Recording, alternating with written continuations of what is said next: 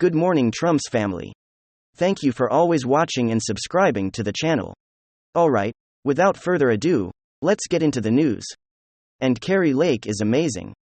I'm just gonna put it that way. She's amazing. She's currently up 11 points in the poll in Arizona. She is crushing Katie Hobbs, who continues to hide inside a basement, who continues to avoid any debate, who continues to have the media run her campaign for her, of course, right out of the Joe Biden handbook. Correct. And recently, I guess yesterday, someone broke into Katie Hobbs's campaign office. I guess somebody found her basement violence, and then she tried to blame Kari Lake for it. And Kari Lake response to this dishonest reporter who sits there and brings it up is absolutely hilariously correct, it right there in front of everybody. Because Kari Lake doesn't take any prisoners from the mainstream media. People from CNN and MSNBC does not matter. They don't come with facts. They come with a campaign for the Democrat Party, and she puts them right into place. So let's go and dive into it. And this is Kari Lake over here. Absolutely annihilating Democrat campaigns. I mean, reporter who decided to try to set up a gotcha question. Everyone listen to this. The reporter. Keith Hallman was CNN. So Katie Hobbs. His campaign headquarters is broken into earlier this week. And her campaign manager said in a statement that she argued that the incident was a direct result of a concerted campaign of lies and intimidation by you and your allies. Do you have a response to that? Kari Lake said. That is absolutely absurd. And are you guys buying that? Are you really buying that? Because it sounds like a Jussie Smollett Part 2. So you're gonna drag the American people through something like this. Obviously, you don't want to cover the real story today, which we are 11 points up in the polls, and you want to distract the people with an old story. And I can't believe that she would blame my amazing people, blame me for something like that. I don't even know where her campaign office is. I'm assuming it's in a basement somewhere. Because that's where she's been campaigning. And you guys are despicable for falling into that trap. You drag the American people through so many BS stories like the Jussie Smollett, and you're letting a campaign who has been a woman who's been running a terrible campaign direct you to a story like this. You know that she's running a bad campaign. She's being attacked by her own party. And she's desperate. And so she's trying to point the finger at me. It's despicable. And it doesn't shock me, because what we've seen from her is probably the worst campaigning in the history of campaigns. George. Okay, and it was a CNN reporter, just icing on the cake. That is who these people are. They are employees of the Democrat Party.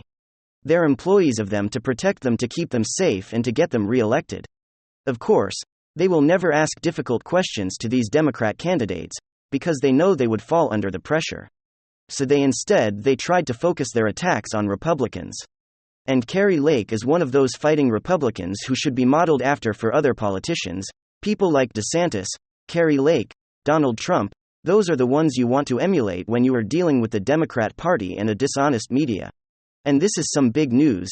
As it's happening, Elon Musk is taking over Twitter and the woke left is going through an absolute meltdown.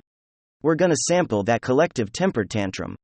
And we're gonna see precisely why Musk's takeover of Twitter means nothing less than the beginning of the end for the woke left. You are not gonna want to miss this. Elon Musk has taken over Twitter and he's performatively telling the woke world, let that sink in. That sink has indeed come in. The question, of course, is what's about to get drained. And I think we all know the answer to that. Woke leftist, cancelled culture is about to get flushed down the sewer where it belongs. Almost immediately after Musk posted his clever bit of trolling there, the woke mob did what they do best. And that, of course, is vomiting out their noxious virtue signaling nonsense. The so-called CNN analyst can't quite figure out what CNN analyzes. But alas, CNN analyst Juliette Kayyem tweeted out in response, "This is fundamentally cruel. Whatever the masters of the universe are doing with this website, lots and lots of people, not fancy people, just people with kids and houses and vacation plans, and to make companies run and Richmond richer will lose their livelihoods." Oh, hey, Juliette. Do you ever stop to voice such consideration for all the content creators that have been permanently banned by Twitter? They didn't break any laws. They didn't violate any FCC regulations. They simply voiced opinions that those very people you just talked about found offensive. You have the goal to virtue signal about a group of people losing their livelihoods without so much as a semblance of consideration. That part of those livelihoods were dedicated to crushing the livelihoods of others. Oh, and by the way, I hear CNN is instituting another round of layoffs before the end of the year, so you might want to worry about your own situation. Mississippi Free Press reporter Ashton Pittman tweeted out, "He's such a piece of trash." Well, I was sophisticated. I'm glad to see that Mississippi Free Press hire said verbally gifted and creative staff your credit your organization, their Spiegel journalist Matthew Vaughn for tweeted out. Tech billionaire with very strong eccentric, and often half-baked views on politics powered by enormous ego is live tweeting this takeover this platform, while someone from Der Spiegel is accusing another of having a half-baked views on politics. Now I have heard everything. I know I have a horrible German accent. As you can see, the woke left is freaking out. But we've got to ask why. Why the meltdown over Elon Musk? Billionaires take over media companies all the time. Why is this takeover such a huge deal for the woke left?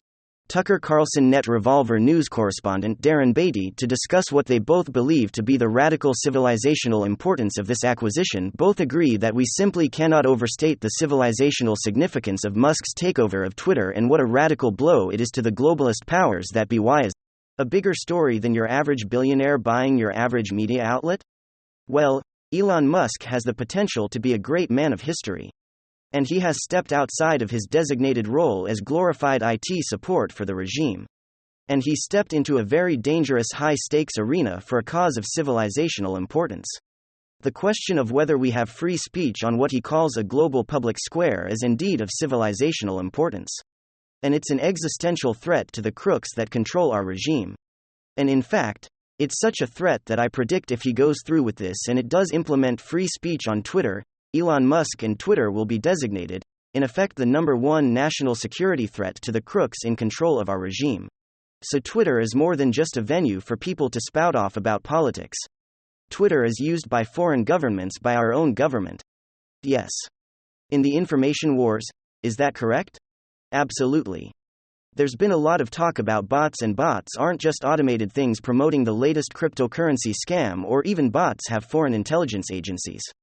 The truth is, our intelligence agencies operating usually through cutouts and NGOs have played a huge role in influencing politics on every level, precisely by gaming the system, and social media platforms like Twitter and Elon Musk, I think, really need someone who understands the architecture of that censorship.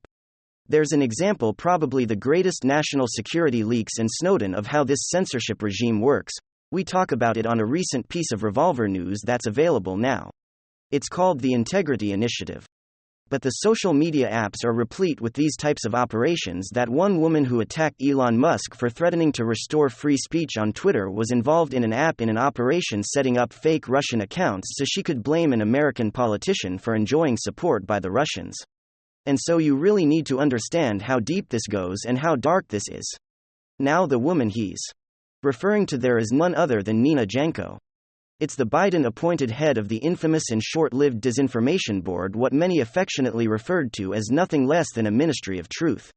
According to that bombshell article that Darren referenced on Revolver, Cenk Woods, his name appears in a 2018 leak as a member of the quote inner core of what's known as the Integrity Initiative.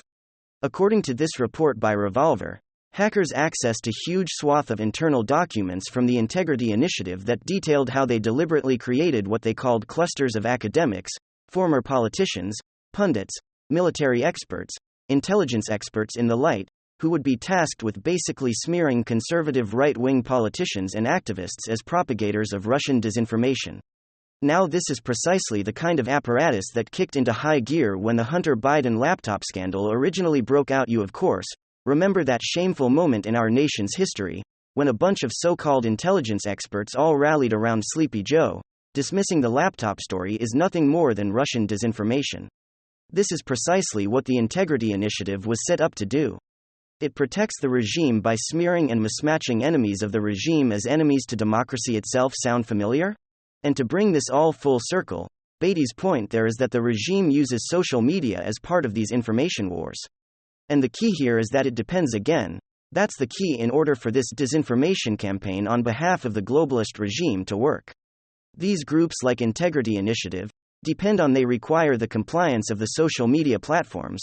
They could Mark Zuckerberg and what he recently admitted to Joe Rogan, that Facebook was completely compliant with the demands issued by the FBI regarding Hundred's laptop. This is what is ultimately so threatening about what Elon Musk is doing here with Twitter. He's taking away from the regime the single most important global messaging system on the planet. What we have to understand about Twitter is that it is for better for worse. Twitter is the de facto global public square. It's the epicenter of narrative formation and narrative dissemination, where all the thought leaders in literally every discipline engage in discourse. And so, for better or for worse, Twitter is the place, or better, the cyberspace, where meta-narratives are formed. And a meta-narrative is a paradigm that explains and mutually interprets and assimilate all the various disciplines out there into a single coherent worldview. And for nearly a decade now, the cultural level we call cultural Marxists, the woke left, which is the reigning ethos, the worldview, the permanent political class. For nearly a decade now, woke forces have dominated all the various disciplines and spheres represented on Twitter: politics, business, economics, all the arts, Hollywood science forums, tech news, fintech, finance. You name it. All of these disciplines and communities converge on Twitter. And the leftist narrative, the cultural Marxist woke narrative, has been deliberately given preeminence over all other narratives like faith, family, and freedom in every sphere on Twitter. So in many respects, Twitter was the symbol par excellence of the woke, lefty conquering of culture. And what did Elon Musk just do? He just stole Twitter away from the powers that be. He stole Twitter away from the regime. The regime no longer has a compliant global platform, by which they can manipulate things for their benefit. You see, the Democrats have been radically frustrated in implementing their social agenda on the nation, precisely because the nation doesn't want anything to do with it. And so their failures at the ballot box have been compensated by their success in corporate boardrooms. You might remember Rush Limbaugh used to say that liberals use the courts to enforce what they can't pass through the legislative process. Well, now of course, they've lost the Supreme Court. So the left has to go to woke corporate boardrooms to enforce what legislative and judicial means won't. They've gone from the courts to the corporations now to push their woke nonsense. What the Elon Musk buyout represent is nothing less than the fact that those days are coming to an end. The woke left is now starting to implode, not just at the political level, being led by an incompetent and incontinent joke in the Oval Office. They're not just imploding at the political level. They're not just imploding at the judicial level. The woke left is now starting to implode at the corporate cultural level. And if cultural Marxism can't succeed at the level of culture, then cultural Marxism can't succeed at all. That is why this is ultimately a huge civilizational deal. Elon Musk just stole a huge cultural platform away from the cultural Marxist left. And if cultural Marxism loses culture, it loses everything. And it seems as though Donald Trump is back. I think a lot of people can finally see the light at the end of the tunnel. That's what I got for you guys though. Thanks for watching.